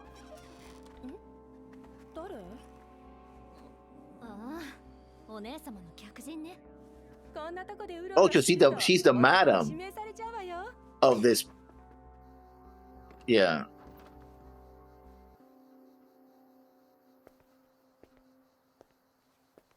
They're not stopping her. Well, you know, she's a guest. She isn't その one お of 姉様 them. ってどんな人なの？めっちゃ綺麗で、とっても落ち着いてて、いつも私たちに優しくしてくれるんだ。 So she gives them 掃 jobs 除の花が as 似合う prostitutes in order to get them out of poverty, I guess? Or someone else paying for all of this? That or she's attracting new types and keeping them hidden this way. ヒマラヤ山脈を越えて飛ぶ渡り鳥がいるわ。鳥が山脈を Please be white birds. Keep the theme going. 想像していなかった。人が宇宙で暮らすことを想像していなかったように。ありがとうございます。助けていただいて。あれ、私はこの人を知ってる。 Yeah, the Kira あ Kira. なたはなぜここに来たの？ Oh, it's her, right? It's the silhouette. We didn't see it ここ before. にバラはないわ。私が探しているのはそのバラを追いかけている男の子なんです。男の子？羨ましい。館の女の子たちが言ってました。あなたは夢で未来が見えるって。わからないわ。私が見るのは向こう側の夢。向こう側？向こう側の私は恋をしているわ。 Is the other side the actual timeline? Apparently. Well, no. とても若い Has No, to be the yeah. other timeline in the past if that was true. Well, it would be because this is Well, the no, divergent what she's timeline. Remember, describing yeah. isn't the other timeline. No, it is. No, it's not. One thing, in 85, she would be dead in the other timeline. But not here. If you Yeah, I'm speculate saying by the 4 other a.m., side can't be the timeline because she'd be dead. And also, that's not how we experienced her meeting Char. Yeah. 自由になれる。何でもできるようになるわ。でも彼は連邦軍の白いモビルスーツと戦って Yeah. That's not how Char dies either. そしてジオンは戦争に負ける。 I mean, 悪いやつなんですね。 the Gundam gets destroyed and Char's still alive. So, 純粋なのよ。私はどちらの彼も好きになる。 and then die. 二人とも私には大切な人なのよ。 Although I don't feel like she felt like that about Amuro. でも Maybe she did. I don't know. It's very weird at the end of Lalo's life. 私は夢の中で何度も赤い士官服の彼と出会うわ。 Maybe she's seeing all the alternate timelines. 何度も巡り合い Yeah. だけど何度やり直してもいつも白いモビルスーツが彼を殺してしまう。 Except for this one. 私は大切な人を守ることができないのよ。おい、時間だぞ。もう今夜の恋人さんが来る。客人も館へ戻れ。全部 That she is still a prostitute. Also took all the time. あなたは The sun was still up when they were having the vision start with. ロロ I don't think they needed to name drop her. Like, if you didn't recognize her, then the name drop doesn't help anybody. 明日の朝、ジオンに引き渡す。漫画ルールの刑務隊を呼んだ。まだおぼこいがここに置いときゃ売れる顔なんだがな。もったいない。Yeah. Asshole. 今夜のうちにあんたを逃がす。お姉様の指示だ。I mean, I have to grin a little bit because it's like, my whole thought, maybe Lala creates the multiverse, and now we're like, Lala can see the multiverse, and it's like, okay. お姉様にはここなんかじゃない、もっとふさわしい居場所がある。館の女の子みんながずっとこの日を待ってたんだ。あんたならお姉様を宇宙へ連れて行けるはず。Well, I mean, you guys rescued me. Tell me where the Gundam is. I don't know. けどお願い、一緒に連れて行ってあげて。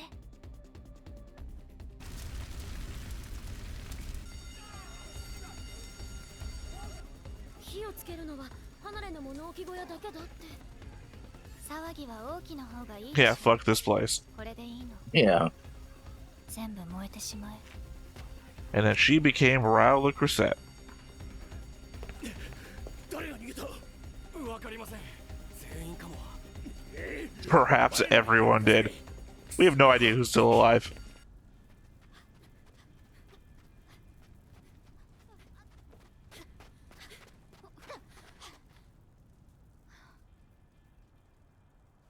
すぐにお手が来るわ。早く行って。あなたも一緒に来るんです。これただの飛行機じゃなくてモビルスーツの一部なんです。詰めれば2人乗れるし。 Oh, I didn't realize that from the beginning part. I thought she crashed into the ground, or in the water. Not that this was like an escape pod of the mobile suit. Yeah. 何をやってるんだ。ほら、お前なのか。乗って、ララさん。ほら、客人もそこを降りよう。私は行かない。 Is this what her family was? Where she left before? 私は Her family ran a brothel and she was like part of it? 彼ってそれは夢の話でしょ。早く行って。ララ、言うことを聞け。バラのところへ行きなさい。あなたにはやるべきことがある。 You actually haven't given me any ideas about where that is, though. あなたがここへ連れてきたんじゃないの。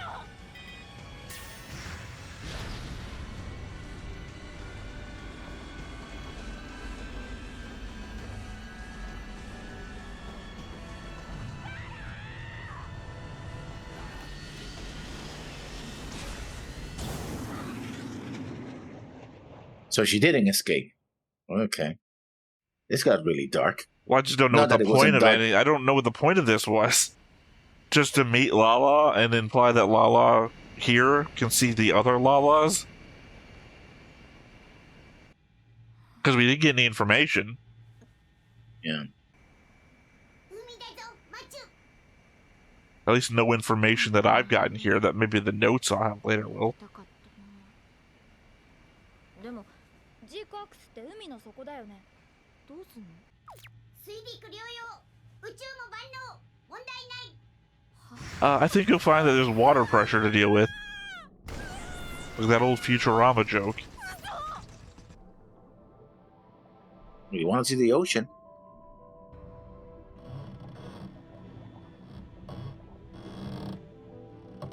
Yeah, that groaning is not great.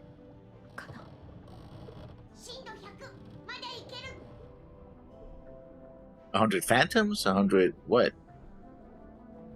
Also, why does... Now, okay, the thing Oh, is... it's a ship. It landed on a ship. G クアックス。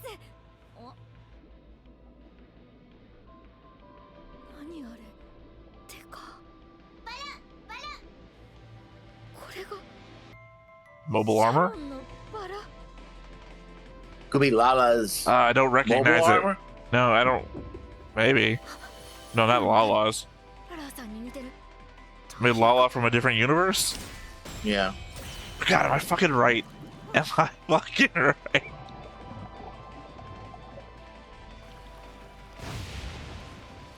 But if that was, it's a dead Lala, right?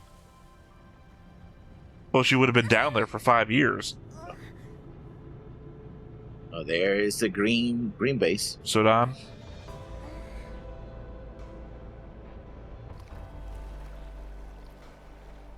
Is it a シャロンのバラが big こん row? なところにあったなんて。マチ君には礼を言わなければなりませんね。おかげで探し物が見つかりました。キシリア様にも良い報告ができる。その目論見で好きにさせてたのか。ミノスキークラフトの出力を上げろ。 I guess he does report to Kycelia. I was thinking if you're trying to get goodwill on both sides, it's hard to do if you give all things to one person. Yeah, it's the Elfmyth. No, he has the Elfmyth, right? Her name was, yeah, it's the Elfmyth.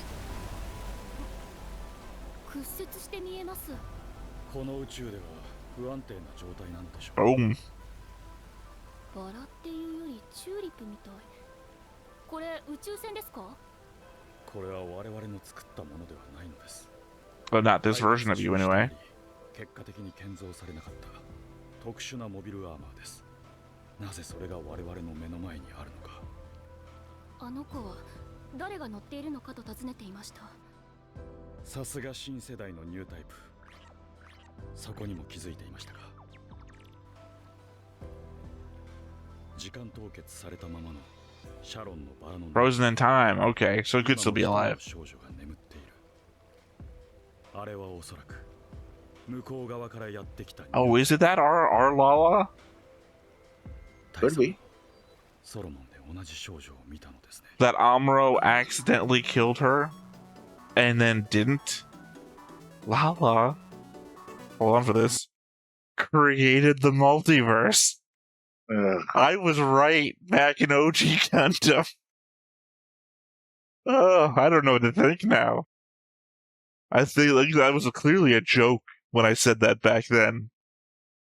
I mean, she might be just responsible for this alternate reality. Except not that the other multiverse. Lala is then having visions of other realities, not the one that Lala is from. Sorry. Yeah, but she Lala doesn't mention A. anybody from Lala A. Seed. No. Doesn't mention I'm anybody not talking from about other that. duality. I'm not talking about that because obviously that it's the funny joke. I'm labeling it funny for sake of argument. That's the funny joke I was making. But the statement still stands that Lala created the multiverse because this is a multiverse now. I mean, technically, I think by definition, you just need 2 universes because that's multiple universes. But the element that Lala be, the Lala of this universe, is then describing other... Because that's what I was pointing out, is that she's indicating towards, like... And then the guy comes to this mansion and then buys me out. And it's like, well, that's 5 years after the fact. Lala A would have been dead. Or, I guess, technically transported to this universe. Yeah. I don't know how her being transported here changes the timeline, though. I guess maybe this is just one of the... Hold on.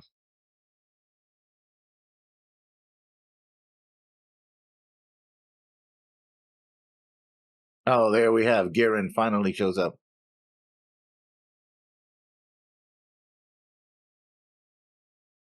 Blockading it. What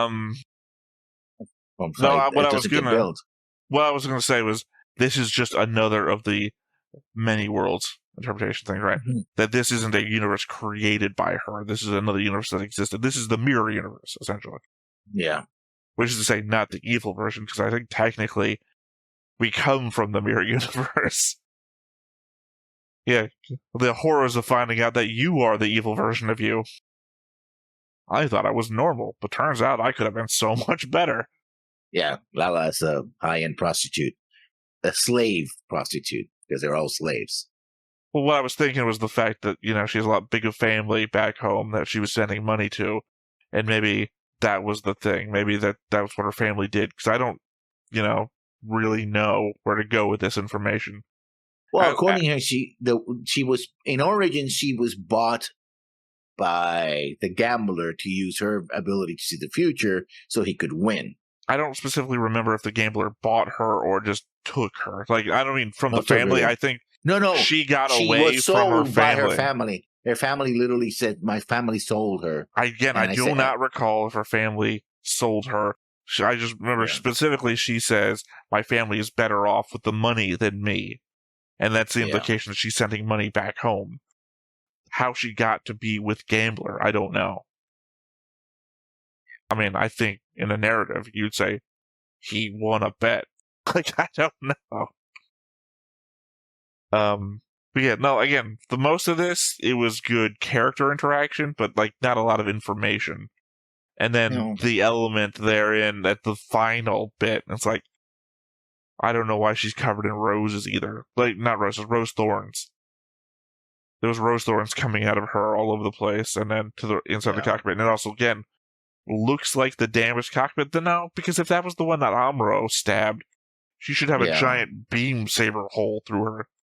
It looks like it would not be there at all, disintegrated, Well, I mean, it looks like it was damaged in the same way that I would think that, but not with a giant hole. Maybe she absorbed the beam saber energy to do this.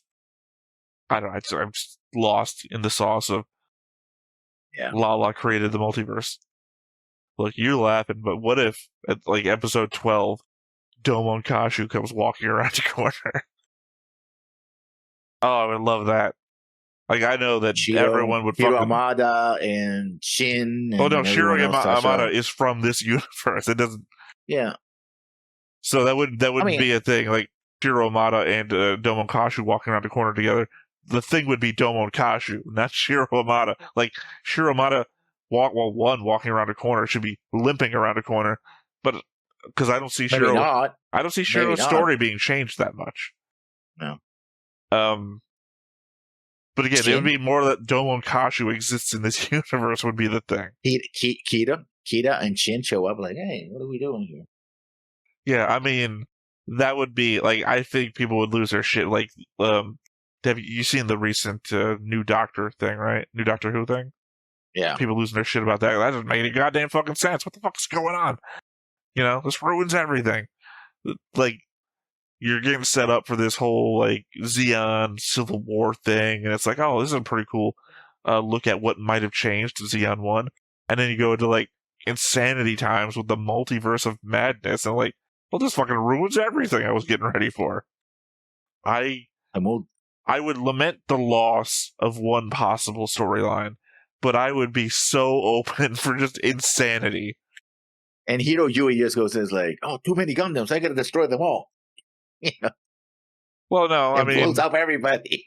I mean, not to spoil, we know how Gundam Wing ends, but he goes to the core of the solar ray thing and tries to blow himself up there, and that's when he runs into Atherin and Kigali trying to also blow themselves up in the core. And then every other character who's ever tried to sacrifice themselves to blow up a super weapon in the core of it, it'd be great. It would be Super Robot Wars in anime form. Now, then all this turns out that is not that at all. Everything is Gunpla. Some two kids playing, and they have all this giant groups build fighters. Yeah, it's like which in itself would be again a multiverse. Well, technically not, because it would just be an episode of Build Fighters. It would be the last episode of Enterprise. Yeah, which is just on the holodeck, seeing with Riker and everything. This would be insanity if this was an episode of Build Fighters. It's like two kids having a duel. It's like, okay, we've set up the preamble for our fight. Now let's do the fight part. God, this story has such a long opening segment. God, I keep hitting skip, but can I get to play now? Yeah. It's the Mass Effect. The BioWare version of Gundam Build Fighters. Character interactions, person selecting options on the wheel. Oh, yeah. Not a lot of fights until you actually get to the fight. Yeah, that's true. You want to say I had to finish that one game, that last BioWare game that I have. Never finished it. No, I mean, it's a good episode, but again, not a lot of not a lot of stuff that adds to anything. I'd say, again, it's a big reveal there at the end. But the Lala, Madame Lala, or I guess Madame Soon, just doesn't add a lot to the whole. Hey, I'm glad I said what I said in my note section about the rose being an object. Because it turns out I was right on both sides. The rose was the ship, but Lala was also in it. So I'm kind of right on both ends. Well, yeah, that last bit at the end. Yeah, that was pretty interesting. We'll see where we only have 2 episodes left. If we're going to go for 12 episodes, we may have 3 if it goes for 13. Well, or if it's 2 core, it just keeps going. No, this was episode 9. 9. Well, yeah, 10, 11, 12. Well, 3 episodes. Yeah, that's what I'm saying. 3. 4 if we went 13. Yeah. But yeah, no idea. Mm-hmm. That's the problem I had with Apocalypse Hotel and the show I'm reacting to was that a lot of websites said it was only going to be 8 episodes, so I was prepared for 8 episodes. Well, I watched episode 9 2 days ago. So, I guess they were wrong. Yeah, it's going to be 12 episodes, I guess. So I have no idea. Unless somebody said something about how long this is going to be, run-wise. I think they said 12, but I don't know. Any final thoughts? Looking now I'm really looking to see what we saw this reveal, but where does it lead to? Yeah, because next episode looks like it's going to be the super weapon thing, which is not anything to do with this. But then, because Chyla wants to kill both of them to save humanity. Well, that might be both in the same location next episode. Yeah, in which case he gets to kill them all, maybe? But then, if that's the case, then where do we go from there? In episode 10, that's we haven't covered how Degwin died, if he's even dead. Maybe it's killed the 2 kids, and then Degwin takes over again. Or, Garma, if we haven't had a Garma appearance. Like, they mentioned Garma's retired, but... Yeah. Or Derek takes over. Yeah. Well, technically, Derek is just as old as Degwin is. Yeah. Because he's Degwin. As per the joke. Yeah. Good old Derek Zabi. Hey, multiple universes. If there's gonna be a Derek, I would love it if 2 of my jokes came to fruition. Lala created the multiverse, and Derek Zabi shows up. Hell, it's a realm where Kycilia. It's a realm where Kycilia still been alive for 5 years. She could have had a kid named Derek. Yeah. No, I think she's very much a stick to not plan B, the pill kind of girl. No clue. I mean, McQueeve hasn't shown back up yet either. Could be anyone else. You could have a donor or something. Yeah, I don't think Kycilia is a single mother sperm donor type. Yeah. Well. Oh, she is. She likes to keep things in the control, so maybe that would be the best way to go for her. It's like, I don't want to have to deal with a dude here. It's like, okay, sperm donor it is. I don't know. The element that I already ship Kycilia and McQueeve, so. Oh, yeah. All right, well, I guess if that is everything, then once again, I have been Theta. This has been Lessons. We've been Stoneface Reactions, and we will catch you next time. Bye-bye. Hey everybody, thanks for watching another Stoneface Reactions. If you have an idea of another video we could go ahead and watch, go ahead and put it in the comments down below and we'll add it to the wheel. Be sure to like, comment, and subscribe, and let us know what you thought about this video, what parts you liked. And until then, we'll see you next time. Is this too goofy?